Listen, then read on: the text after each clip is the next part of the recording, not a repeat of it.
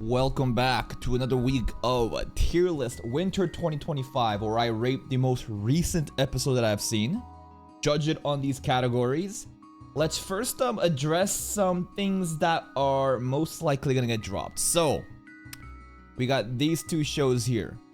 Welcome to Japan, Miss Elf, I think was a pretty decent episode. Same with Appraiser, honestly. Both episodes, right?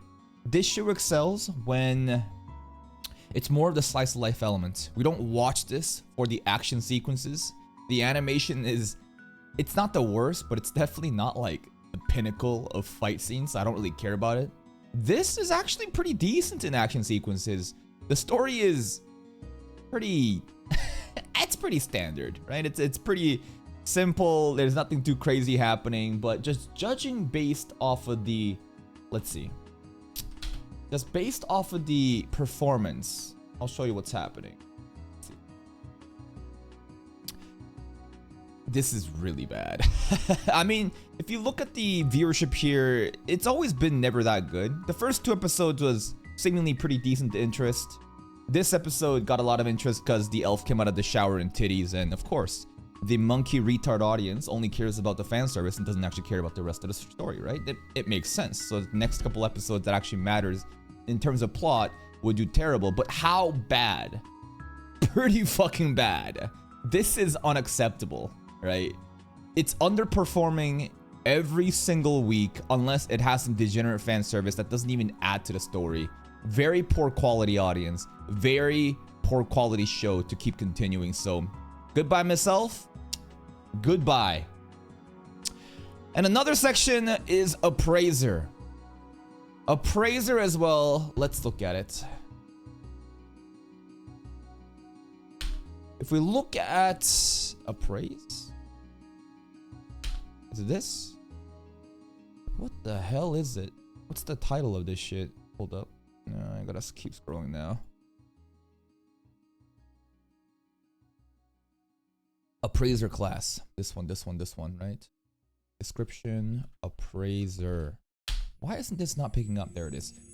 The viewership of this show was half decent all the way through until the most recent episode, which is pretty interesting, right? Look at that, right? This is pretty decent. Like, these episodes aren't bad, to be honest. Thank you, Mystic Daya, for the 4 months. I appreciate that, man. It's interesting that, like, this isn't bad. It's hanging on. The watch time is okay, right? This episode as well, it's doing enough. This episode, it's starting to kind of fall off, but still, it's not falling off so bad. But the episode that's actually supposed to be popping off does not have any interest at all. Well, to be honest, if you look at the trajectory of these two videos, it's pretty roughly the same, right? It's always been pretty lackluster. I'm definitely gonna be dropping Elf. I don't know if I'm gonna be dropping this or not. There's a good chance that this gets dropped. This shows up on Thursdays, I believe. I don't know. It just feels like this is another show that a lot of people don't really give a fuck about, and it's in my best interest to watch some other shows. But in terms of the most recent episode, actually handled the story point of how the main character is a fraud and he just gets bailed out. The author intentionally decided to have an introspective narrative from the main character being like, yeah, I am a fraud. I have, you know, just gotten lucky. But then, like, the strength comes from, oh, you're actually a good person. You have a good heart. You've grown. Whether or not you think it's bullshit, listen, I think it's bullshit, but at least they actually addressed the issue. So, whatever. I do enjoy the show for the comedy purposes, though. The comedy actually hits decently. But, not really sure if we're dropping this or not, so I'll just keep it here for now. Is there any other show that we're thinking of dropping right now? There isn't. This is different, though. So, another episode. I'm going to place this one at great. The most recent episode that we watched on stream was episode 3. So, if we look at the medalist, it's really poor. I mean, I'm not that surprised that a show like Medalist would underperform my channel, right? Because, like, do you really think an audience that only gives a fuck about surface level Unga Bunga bullshit, the monkey audience, would care about art like this? Of course not. This is gonna be one of those, what's it called? It's gonna be an orb situation, right? Where really high quality anime because of the way that it's presented through figure skating, through kids, right? People cannot appreciate the story, which is so fucking sad, but it is what it is, right? I'm not surprised at all.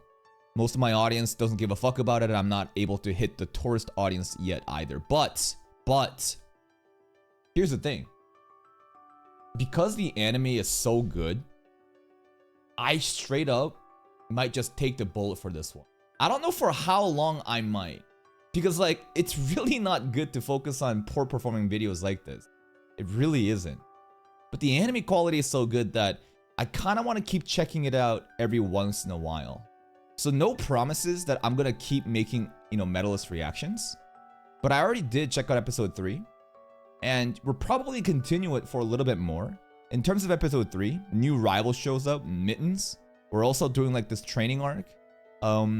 Main character and coach, their dynamic is great. I would love to see a little bit more from the other characters, but right now we're kind of locked into this current arc of the qualifiers, right?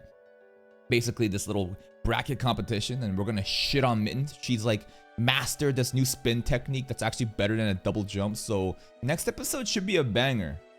So again, no promises. Don't expect me to continue this show, but it's just so unfortunate, bro, when good quality anime can't get recognized and you have garbage slop that does well just because of fan service. And it truly shows you the quality of the average anime reaction enjoyer. Just brain dead, retarded, can't tell what they're watching is even good or not, only cares about the most like bottom of the barrel, lowest hanging fruit fan service to watch. But hey, it is what it is. Here's a show that surprised me. Kurakon, the girl I hate. I'm just gonna put it on peak, even though it should most likely be here. I'm probably wilding out for putting it on peak, but fuck it, I'm putting it on peak. Why? Dude, this episode went crazy. Honestly, the most recent episode has been decent. Honestly, the whole season has been decent. The more I think about this anime, it is such a simple, very lightweight show in terms of production value. I love the way that they use the chibi moments to offload, I guess, the resources and the budget and scheduling and whatnot, right? It's very simpler to animate, but it doesn't take away from the show. It kind of adds to the charm. It's a very cute show, heavily carried by side characters such as Shisei and Himari, right? Akane too. She's an annoying ass bitch, but she's warming up to me. The whole episode didn't even have an opening. Credits start just rolling in the intro scene. Shisei's mom having beef with Akane, fucking hilarious. And the entire episode, quite dramatic. A lot of great Shisei moments. And overall, just solid. The Ring, right? It felt like a really... Again, it should probably be here. I'm wilding out right now. But I just want to put it up here because I feel like this anime will never have a chance to actually make it onto the peak tier list. And this episode alone was a standout amongst all, so I'm pretty hyped for that. Also, in terms of this pink hair girl, most likely the younger sister of Akane. Like, I couldn't think about it on the spot during the reaction, but she was talking about how her younger sister isn't here anymore. Very ambiguous wording, implying that she's dead, but obviously they're baiting us. She, I think, was talking about that when she was also watching a TV show, and the TV show was some idol bullshit. She's most likely an idol that's, like far away doing job stuff. So anyways, next episode should be pretty fun too. Next up, let's see. Man, this is actually crazy. 1, 2, 3, 4, 5, 6, 7, 8, 9, 10, 11, 12. That is so many animes that we dropped, but honestly, not really. There's still this many animes. Here's another show. Let's see. Arifureta recently concluded. It's finally done. The most recent episode, I would probably put it at like top of good. Like, Arifureta is it's a peak degenerate show, right? It's a peak degenerate show. It's a trashy show, but it knows what it is and it leans into it. Season 3 is probably my favorite season too. The season that the comedy I think hit the most. Hajime's become a lot more funnier. He's less edgy and he's leaning into the memes. Also had a great moment, like the whole I mean, last episode was more of just like a wrap up, right? It's just kind of wrap up and tying up loose ends and setting up for the future. But in terms of the entire season, the initial start was pretty impactful. The Empire stuff, I think the production value was also really cranked up in the first couple episodes. Slowly tapered down. The animation at the Empire, not the greatest, but the story was good enough to kind of carry the hype. Shay got her revenge. We were dunking on them. Shizuku also had very funny moments with the fucking Power Ranger robot, Power Ranger helmet stuff. Koki getting dunked on. What else? And then it was a bunch of Labyrinth stuff, right? Dealing with like their inner selves, and Koki crashed out and stuff like that. Probably, I just wish that, I was thinking about like, why is this definitively not my favorite? Because season 2 and season 1 has these moments at the near end when Hajime shows up and the rest of the class is in danger and he just saves them all. That's like a very common way to create hype, right? This season didn't have that moment, right? We're mostly just like sitting in the back scenes and just chilling and then handling the Labyrinth stuff. There's a lot of like good characterization from Hajime to Shea, or Hajime to even Shizuku. But because it didn't have those impactful flex saving the class moments, I was a little let down, but still probably my favorite season overall. I would rate this anime somewhere between 7 to 7.5. I don't think this has any business being close to an 8 due to the limitation of the production value, right? But 7 to 7.5, enjoyable show overall. We'll be waiting for season 4. Next up, Sakamoto Days' most recent episode, I'm gonna put it at great. It was fun. Pisuke and that new guy, bro, they are a fun duo. Like, sometimes when new characters get introduced, like, again, I'm gonna throw Lou under the bus because Lou is the character that I'm the most disconnected to. He just kind of exists there. There's a bunch of fun little alcoholic memes here and there, which is actually kind of an... Honestly, Shishi doesn't fucking help. Straight up. Just, haha, hee hee, day drinking, alcoholism, hee hee. Drunken fist, yeah, I get it, but at the same time, bro, it's actually not that funny if you think about it. Lou's introduction and stuff, I didn't care. She's a character that I don't hate, but I'm also not like heavily invested because her intro was like, okay, like her backstory, whatever. But for whatever reason, the Pisuke and the guy, it's a very simple introduction of a guy who cares a lot for his bird. He's also very naive, stupid even, but has a very good heart at the end of the day. And it's hitting. Somehow, he's a lot more relatable, a lot more funnier. So in terms of like new character introduction of all the new characters like Shin, Lou, or the Pisuke guy, he is my favorite so far. The paintball episode was also very fun, right? The ricochet bullet stuff was kind of crazy. It was just overall fun time in the neighborhood. Got a new guy and he's basically probably going to be joining our team, right? I think it was a great episode overall. It was nice to get a little change from the episode 5 disappointment. Next up, Danmachi is still waiting. We're still waiting on Danmachi, right? Let's see. Villainous Oji-san, another anime that I put it in great. There was some insane shit happening near the end. Takeuchi, the director of this, the dude that's also like the S-rank hunter talent that will be showing up for solo leveling pretty soon. He popped off, I think, near the end of last episode of us just like... There's 3 fraudulent onna showing up, right? Doing the fake news, the drama, the gossip. You know, it's the standard in villainous shows. And the way that like everything was animated, the beautiful fountain water animation, the background that perfectly overlaps with the characters so much like face movement. I think that it might be even called character acting. Really sold the, I guess the, what's it called? The argument being had, and then Grace showing up and just basically just, what's the word? Drowning them with kindness, calling them out in the most wholesome way possible. It was a really nice episode. The beginning episode too, there was some crazy animation happening with the fight scene that I wasn't able to see. Going back to it, I guess there was some crazy techniques being done, but it was a solid episode. Next, A-Rank Party, most recent one. Dunked. Oh yeah, this straight up. For meme reasons. One second.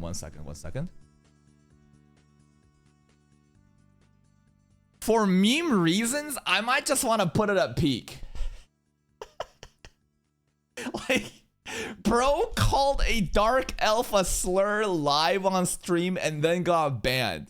You know how A-Ring Party, while it may seem like one of those run-of-the-mill, you know, banished from the party and now I'm doing my own thing and I got them host stuff. Yeah, but there's a live streaming element to it that's very unique to it. And I love the way that they're handling it, right? Even the way they did sponsorships and, you know, oh, hey, you know, Earth this. Look at this new armor, guys. Collaboration, blah, blah, blah. Or like, you know, everybody watching the stream and the highlights being shown and the clips going viral, right? I love how they really integrated the live streaming element. And it's very relatable to, you know, real life streaming. And the fact that Simon now had a little bit of a PewDiePie on the bridge moment, bro. He straight up called a dark elf an N-word on stream. I was like, holy shit, this is getting crazy. And then the Guildmaster punching the shit out of Simon. Simon getting dunked on. Also, the dark achromatic, you know, dungeon, you know, stuff getting set up. And a little bit more a plot getting interesting there of why the easier floors are actually kind of harder and the loot's getting better, right? There's something interesting going on there, most likely with the dungeon break themes that we see in these kind of animes, but I loved it. It probably should go here, right? Like, honestly, these two shows should go here, but because they're probably never going to have an episode to actually, like, sometimes I'll take like these little meme moments and I'll prioritize it beyond everything else. Therefore, I'm gonna put these up. These are very questionable peaks right now. I need you to understand. Next up, let's see. Apothecary Diaries. Also just gonna put it on peak. Yep, I will.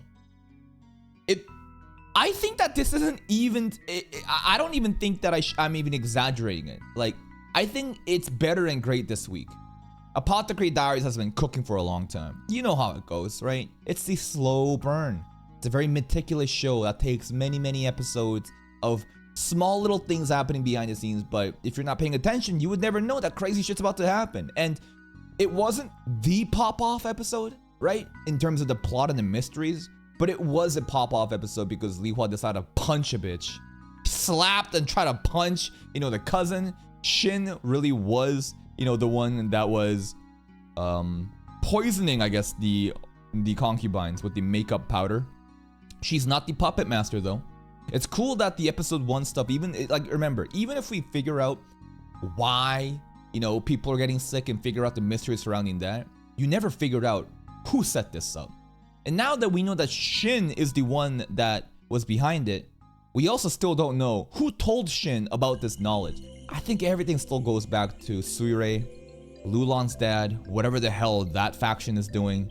But the punching, the attempt to punch, the slap to Shin, fantastic. It was so just, what's the word? It's very satisfying. Next up, let's talk about Alchemist. Alchemist's most recent episode was most likely top of good. Let's think about it. New slave acquired. Yeah, new slave acquired.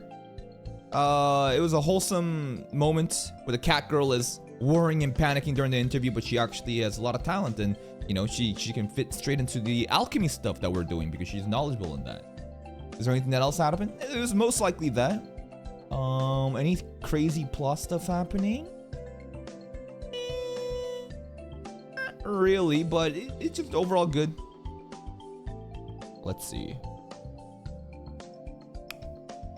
Guild Receptionist. Most recent episode was Lululi thinking that she's a murderer just because of skill issues from her party, when Arina is the actual murderer. What the fuck? It's actually comical how much there is an emphasis on the guilt that Lululi had with the murder plot, which she was not a murderer, not at all. But I love how they obsessed about that over the story, only for Arina to literally murder somebody. The episode itself, I think, was good. I don't think it really stood out too much to be in great tier. It's kind of set up for the festival that's about to happen. It's about to pop off. I think the next couple episodes, we're gonna have one of those pop off moments. Next up, let's talk about 100 girlfriends. 100 girlfriends goes to peak. Easy.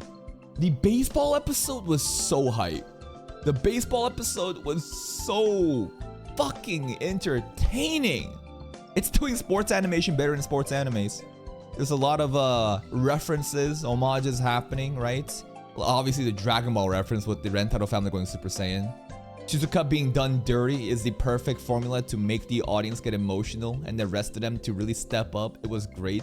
The Tirano pitch was also really great. Every time she would take the mound and pitch, and there was like a split second before the ball's released, where she says Tirano pitch, and then boom, boom, boom, boom, boom. The Japanese kanji being shown, right? It's just, you know, the special moves and stuff. They're clearly like playing into, you know, the popular sports anime tropes. I loved it. Rentaro had a great moment too, catching the hits of Stoiku. Both their clothes come falling off, stripped, and then they have a final kiss at the end. Fantastic. And then we also have a barbecue. We also have a nice barbecue to end it, and everyone's mending, you know, wounds and no more drama, and we're making up. Solid episode. Fucking solid, man. Next up, Red Ranger. Now, this episode was crazy. It was crazy because Red Ranger's alter ego, or is it even alter ego? What if that's his base ego? And the version of Kizuna Red that we've been seeing so far has been just fake. You know what I mean? But aside from that, the entire episode is just introducing the Sorcery Tower, the system that exists here. New characters, you know, from the king's side and the shitty brother, Dariel. Getting a little bit more characterization between Idra and Xiaoha, right? The royal scepter they're making up. And then an implied sex scene. But other than that, nothing too much. So I think that this probably goes here somewhere, right? Like, I don't think they really like that fan service moment or that one single line of the dialogue from Red to Logi makes it go to great. Like, the overall episode was just very dry, just set up, exposition, and you know, you gotta have one of those episodes. So we're waiting for this to blow up, but there's some crazy stuff happening, setting up behind the scenes. ReZero, easy peak, duh. It's ReZero. We finally get to figure out the secret behind Regulus's powers. Maybe not all the details, but basically, Bro can just pause his entire self and being in existence. And he can just take any part of him, whatever he interacts with, and that becomes like, it just becomes different. It just becomes like a different like pause state, and you can do crazy shit with it. Think of it kind of like Move Point from Toru. Maybe not the best, not Move Point. Think of it like Kongo's, you know, attack, right? You hit something, it just fucking travels forever in that direction or whatever. It's pretty interesting. Constellations being very important in the show is something that we've always known, but not so explicitly, you know, stated, but now clearly, right? It is so important. More mysteries of why, you know, all these different archbishops are named after constellations from Earth, despite those not even being in this world. And beyond that, the rest of the episode, like the entire episode, right? Regulus versus Amelia, Subaru and Reinhardt. The animation went crazy. The skate scene was fantastic. Amelia Giat, Reinhardt going to the moon, Regulus just fucking picking up a body of water, splitting, Reinhardt splitting the water like Moses, Subaru having great moments, fantastic. Now, apparently in the source material, there's a lot of cooler moments, right? That's been cut out to hype up Subaru, but hey, that's the limitation with anime, and sometimes ignorance really is bliss, or rather, it's always bliss. Does that mean it's better? No, but my enjoyment of the anime episode was superb. Mail order isekai. This shit should be mid. It should be. And honestly, the more I think about it, like shows like this, these shows probably should be mid too, right? I don't know. Mail order isekai, the animation is so bad, but the story is so enjoying. This new arc we're going into, you know what? Nobody will be mid this time. And I actually might have enjoyed this more, bro. That's the fucked up thing. the way that this is able to do storytelling is just right up my alley. We go to a new place. Anemone, our little daughter, is getting so excited, making new books, and you know, Kenichi is basically just abusing copyright and selling like, you know, like picture books of existing folklore and, you know, like stuff like that. Spice Syndicate finally being shown was a little bit of a disappointment because they're fucking goons. They have no aura. You know, new family met, right? New town, new everything. It's just fun. I love it. It's just it's such a nice slow burn story that's not boring. It's very, very enjoyable. If I were to recalibrate this tier list right now, maybe like I should be more harsh and put like this here along with this, probably something like that. This. Yeah, this is probably more like it. I mean, it's not like this episode was any bad, right? It's the animation was good. It's just, I don't know. I just don't really fuck with the story too much. But I don't want to be too mean. You know, I mean, they are mids. Like, you can't say that these aren't mids. They're genuinely mids. But this one actually had some great production value the last episode. The monster was garbage though. The monster was kind of fucking garbage. But I feel like I should be more, what's the word? Harsh, right? I should be harsher and really define different tiers rather than just putting everything in good because I feel bad. Thank you, Ray Shadows, for the 7 months of Prime. I appreciate that, man. Thank you. But just because they're mid doesn't mean they're bad. There's very, like, I really enjoy watching this anime and this anime. This one is a coin toss of whatever, you know, the funny slice of life elements are being hit. But mid doesn't mean bad. Mid can be very enjoyable. And finally, Solo Leveling dropped. And that's it. See you next time. Nah, Solo Leveling, the most recent episode, I'd probably rate it somewhere here. Because I feel like 100 Girlfriends and ReZero really had pop-off moments. Solo Leveling is currently in its setup phase, right? We just came off of one of the craziest episodes, and we're basically just setting up for the future arcs, handling loose ends in the Demon Castle, doing the S-Rank debut. S-Rank debut was amazing. It was sick to just flex on Minzu like that. Minhu, honestly. Sung Jin-Woo getting the recognition from Gogan Hee. And then like basically just it was just so cool to have him go public and everyone just being shocked. Their reactions were priceless. Guildmaster seeing his powers for the first time too. They're just utterly shocked. Jeju Ant Raid, right? That's really getting prepped up too. The ant has made contact, I think, in Japan, right? And the Demon Castle stuff, it's building up too. So I think that it's definitely not the peak of the peak, because considering these episodes, right, these were actually popping up. These are, you know, having its episode 6s, you know, like this episode 6 went crazy, right? Like basically these had its own moments too. So I think this is the most recent tier list. And remember, it's unfortunate that this got dropped, but this is a representation of your viewership. You have chosen with your own interest that you don't give a fuck about these shows. And it's not in my best interest to continue these shows. I don't know what's gonna happen with this show. Maybe we'll continue it, maybe we won't.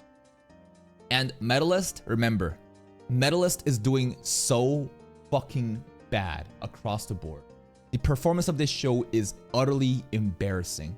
I shouldn't even be touching shows like this. But the quality of the anime is so good. And since that we are dropping a lot of these shows, a little bit more slots are opening up. I might just keep watching, but don't get any hopes up. That's it from me. See you next time.